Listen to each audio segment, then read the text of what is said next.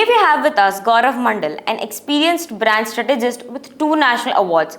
He holds a master's in fashion marketing and also has a bachelor's in fashion design from NIFT Delhi. He co-founded Cor de Rosa, a design studio in Italy, Singapore and Delhi. He specializes in fashion marketing and branding. Thank you for joining us today, sir. I'm sure this is going to be an insightful podcast. So, sir, can you tell us about your journey into the field of brand strategy and what inspired you to pursue it? It's a great question. So I'm with fashion industry for last 23 years, and I have worked as a designer and a teacher primarily. But when I was doing my master's in fashion marketing from NTU, that is the time I realized that the most important thing in fashion industry is when somebody wants to create a brand. And creating a brand has a different method altogether. Understanding what is a fashion brand is a different planet altogether. And then I started seeing that there were a lot of young entrepreneurs who wanted to create their brand, but they did not know. There was no clarity. A lot of them thought that if they have a new product idea, that means a new fashion brand. And that is when I started helping young entrepreneurs. And then we created a team and a company called Brandment, where we started giving branding strategies to young designers. Okay. So now that we are talking about branding and marketing, why are some brands or the local boutiques we are seeing are not getting famous, and why do you think that brand consultancy is like the major key to brand success and marketing? Got that. So, see, first of all, I'll tell you why boutiques don't get famous. Okay. Because when you look at a product, it usually gives 3 level of gains to a consumer. उसका 3 फायदे होते हैं. So the first फायदा is functional. Okay. Second benefit is social, and the third is psychological. Okay. अब इसे मैं तुम्हें समझाता हूँ. Functional means the garment fits you. Okay, and it gives you a good fit. It is of good quality. Fabric ऐसा है कि फट नहीं जाता जब तुम बैठते हो, तो वो functional benefit है. दूसरा है social, कि आप जब कुछ चीज़ पहनते हो, सोसाइटी में जाते हो, तो आपको लगता है कि आप एक स्टेटस के हो या आप उस कम्युनिटी को बिलोंग करते हो, तो वो एक सोशल बेनिफिट है. और तीसरा है psychological, that when you wearing something you also feel that okay I am wearing this and I am feeling a sense of prestige, or I'm feeling a sense of cool, or I'm feeling. तो ये 3 benefit है. मगर जो boutiques होते हैं ना, जो brand नहीं बने, वो सिर्फ फंक्शनल बेनिफिट देते हैं. उनके कपड़े फिट हो जाएंगे तुम्हें अच्छे से. मगर जो ब्रांड बनाते हैं हम, तो ब्रांड एक स्टेटस होता है एक ब्रांड का, एक पोजिशनिंग होती है मार्केट में. तो जब आप नाइकी का जूता पहनते हो, तो ऑब्वियसली उसकी फंक्शनल गेन तो बहुत अच्छा है, क्योंकि वो इतने अच्छे से वेल डिजाइंड है, आपकी परफॉर्मेंस को इंक्रीज करता है. मगर इसके साथ साथ वो आपको एक सोशल बेनिफिट देता है, कि you feel that you belong to that status of people who can wear a Nike shoe, and you are also part of that whole athletic community. तो वो तुम्हारा एक सोशल बेनिफिट दे रहा है. तीसरा है साइकोलॉजिकल, क्योंकि नाइकी ने खुद को ऐसे पोजीशन किया हुआ है कि they are the best in active wear. तो जब तुम उसमें इन्वेस्ट करते हो, तुम्हें लगता है कि यार मैं इतने पैसे खर्च कर रहा हूँ और I am wearing the best shoe, तो psychologically it gives you a lot of power that you belong to that athletic, you are very aware about your health. तो ब्रांड्स ये तीनों के तीनों बेनिफिट देते हैं, मगर जो बुटीक्स हैं वो सिर्फ एक ही बेनिफिट दे पाता है. अब प्रॉब्लम ह्यूमैनिटी के साथ ये है कि ह्यूमैनिटी सिर्फ फंक्शनल चीज़ों के लिए ज़्यादा पैसे नहीं खर्च करना चाहती. जब तक उसको वो सोशल प्रेस्टीज जैसे मिलता है ना, वो थोड़े से और पैसे देने के लिए रेडी है. अगर उसको साइकोलॉजिकल कोई बेनिफिट हो, उसके लिए और पैसे देने के लिए रेडी है. इसी वजह से चाहे वो एप्पल का फ़ोन बनता उतने में ही है, मगर वो आपको एक प्रेस्टीज देता है, वो एक कूलनेस देता है, सोसाइटी में एक जगह आपकी डिफ्रेंसिएशन प्रोड्यूस करता है. इस वजह से ब्रांड्स बड़े होते जाते हैं, बुटीक्स एक ही जगह पर रह जाते हैं. इसलिए जो बुटीक्स खुद को ब्रांड की तरफ ट्रांसफॉर्म नहीं करते, वो सारे के सारे बुटीक एक जगह पे सैचुरेटेड रह जाएंगे, क्योंकि वो सोशल और साइकोलॉजिकल वो दे नहीं पाएंगे। Okay, got it. इसलिए जब आप ब्रांड बनाना चाहते हो तो आपको मार्केटिंग करनी पड़ती है, ब्रांड की पोजीशनिंग करनी पड़ती है, ब्रांड की एक स्टोरी टेलिंग होती है, करनी पड़ती है, जिससे कि धीरे धीरे वो सेम प्रोडक्ट जो शायद एक बुटीक बना रहा था, आप वही सेम प्रोडक्ट अब एक ब्रांड के नाम के साथ बेच रहे हो, मगर लोगों को एक सोशल गेन भी हो रहा है। तो आई एम वेयरिंग सभ्या और आई एम वेयरिंग तरुण, और इसके साथ साथ उनको एक साइकोलॉजिकल बेनिफिट भी मिल रहा है कि I have discovered this stuff. So yeah, so that is the whole differentiation between why boutiques don't become big. So sir, now that we are on the topic of storytelling, as a design student, we all know that storytelling plays a very important part in our design projects. So what role does storytelling actually play in effective brand communication, and how do we incorporate storytelling in our brand strategies? See, brand means a story. Right? पर जब मैं ये बोलता हूँ कि brand एक story है तो लोगों को लगता है कि कोई स्टोरी सुना दो, पर वैसा नहीं है। स्टोरी हमेशा एक क्वेश्चन से स्टार्ट होती है कि वाई वी आर हियर, क्यों मेरा ब्रांड तुम्हारे ब्रांड से अलग है। क्योंकि मैं जिस तरह से फैशन को देखता हूँ, जिस तरह से प्रोडक्ट्स को देखता हूँ, जिस तरह से फैशन के इम्पैक्ट को देखता हूँ लोगों के ऊपर, सोसाइटी के ऊपर, तुम वैसे नहीं देखती। इसलिए जब तुम अपना ब्रांड बनाने आओगी तो उसकी स्टोरी अलग होगी, क्योंकि तुम्हारा वाई, तुम्हारा जो क्वेश्चन है वो अलग है, मेरा क्वेश्चन अलग है। और हम लोग सिर्फ सबसे पहले हम उस क्वेश्चन को पकड़ते हैं। जैसे हम लोग जब जिनके लिए ब्रांड आइडेंटिटी बनाते हैं, उनके लिए हम सबसे पहले उन क्वेश्चंस को आइडेंटिफाई करते हैं, और उन क्वेश्चंस के ऊपर फिर हम अपने जवाब देते हैं कि भाई this is your question that you really think that fast fashion is harming the planet. ये तुम्हारा क्वेश्चन है और इससे तुमको एक इरिटेशन हो रही है और तुम उसके खिलाफ खड़े होना चाहते हो, तो ठीक है, अब हम एक सस्टेनेबल फैशन ब्रांड बनाएंगे। फिर तुम्हें पता लगता है कि सस्टेनेबल फैशन ब्रांड तो बहुत लोग बना रहे हैं। अब तुम कहोगे कि अच्छा, is that sustainable? We are going to talk about कि ये जितने भी आर्टिजान्स हैं उनको पैसे ठीक से मिलते नहीं है, तो हम फेयर वेजेस की तरफ जाएंगे।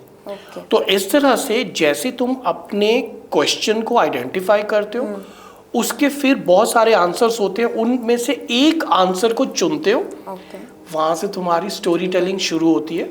वो विजुअल्स के थ्रू, वो कैंपेन्स के थ्रू, वो ब्लॉग्स के थ्रू, मीम्स के थ्रू, आपके सोशल मीडिया के थ्रू, आपकी वेबसाइट के थ्रू, जो आप अलग अलग CSR एक्टिविटीज करते हो, उन सब चीज़ों से आप एक ही स्टोरी टेलिंग कर रहे हो।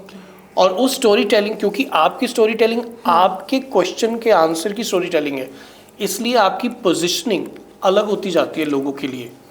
इसलिए ब्रांड स्ट्रैटेजी में सबसे ऊपर या सबसे नीचे फाउंडेशन में आप स्टोरी टेलिंग बोलोगे। हाँ। As a design student, portfolio plays a very huge or a major role in our career. So what are the key elements that we should definitely incorporate in our portfolios?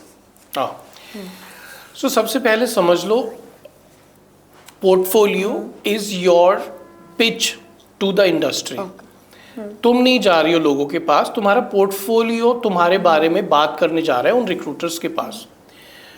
और वो recruiter को क्या चाहिए? उनको चाहिए तुम्हारी skills और तुम्हारी नॉलेज इस क्राफ्ट के बारे में। Fashion design is a craft, इसके बारे में तुम कितना जानती हो।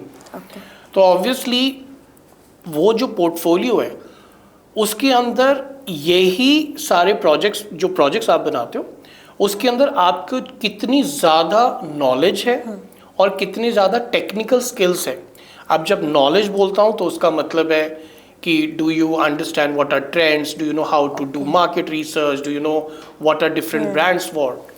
और जो स्किल्स हैं, स्किल्स में आपके कैड स्किल्स कैसे हैं, क्या आपको फोटोशॉप आता है, इलस्ट्रेटर आता है, या क्लो 3D आता है, या आप प्रिंट्स बना सकते हो, आप इलस्ट्रेशन करते हो तो कैसे करते हो, क्या आपको बेसिक नॉलेज है पैटर्न मेकिंग की, क्या आपको क्लोथिंग जो अलग अलग फैब्रिक्स होते हैं क्या आपको उसकी भी थोड़ी बेसिक नॉलेज है। सो व्हेन यू से कि उसके अंदर कौन सी की चीज़ें होनी चाहिए, मैं ये कहता हूँ कि उसके अंदर वो उसके सारे पेजेस ऐसे डिज़ाइंड होने चाहिए जो तुम्हारे इवैल्यूएटर, जो तुम्हारा इंडस्ट्री जो उसको देख रही है, उसको तुम्हारा या तो कोई स्किल बताए या तुम्हारी नॉलेज बताए. Okay. ठीक है. Yes, sir. So that is how you create a portfolio. Okay.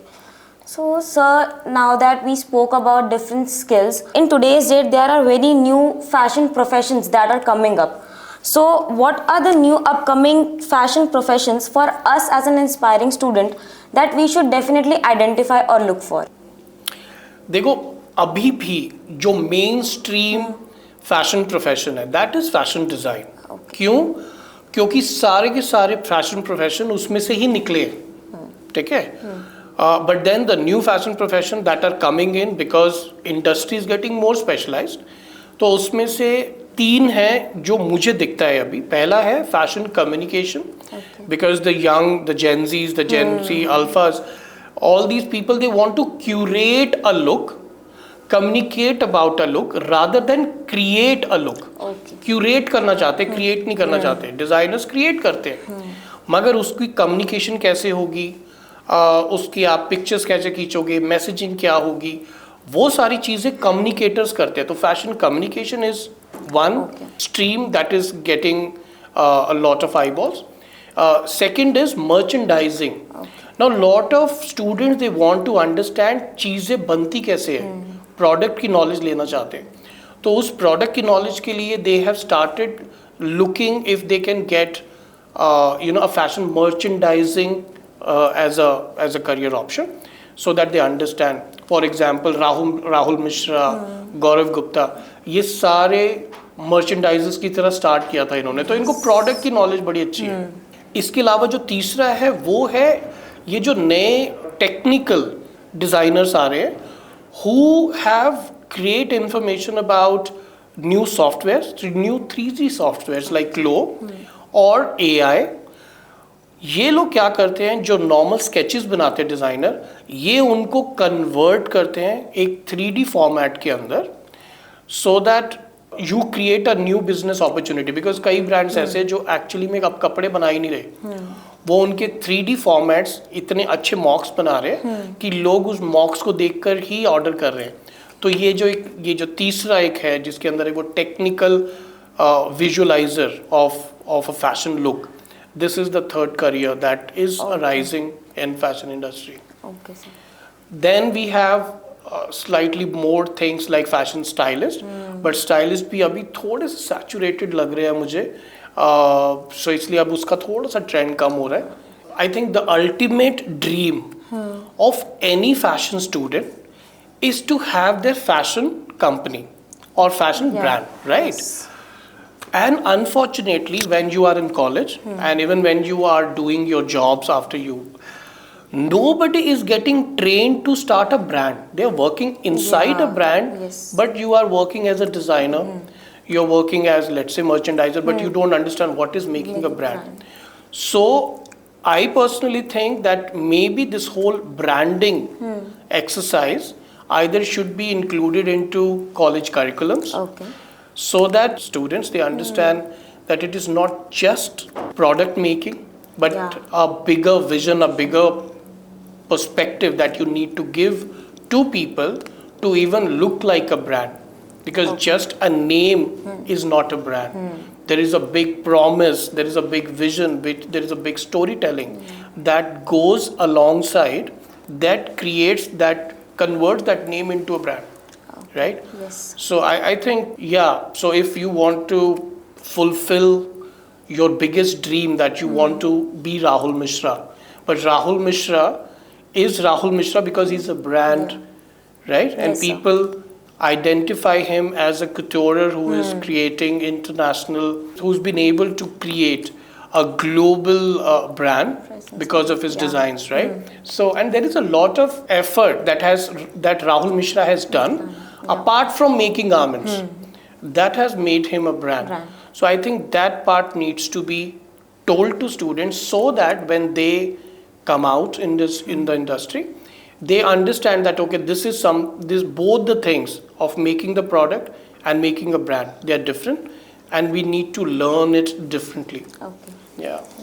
So thank you so much, sir, for the great insights. It will definitely help me as a designer student, and I also think that it should help every student out there for in pursuing their fashion design career. Remember, the design landscape is ever evolving, so don't ever stop dreaming and innovating. For more such podcasts, don't forget to hit the subscribe button and press the bell icon. You can also follow us on social media for a daily dose of campus life. Until then, this is Let's Talk Shop signing off. Stay inspired.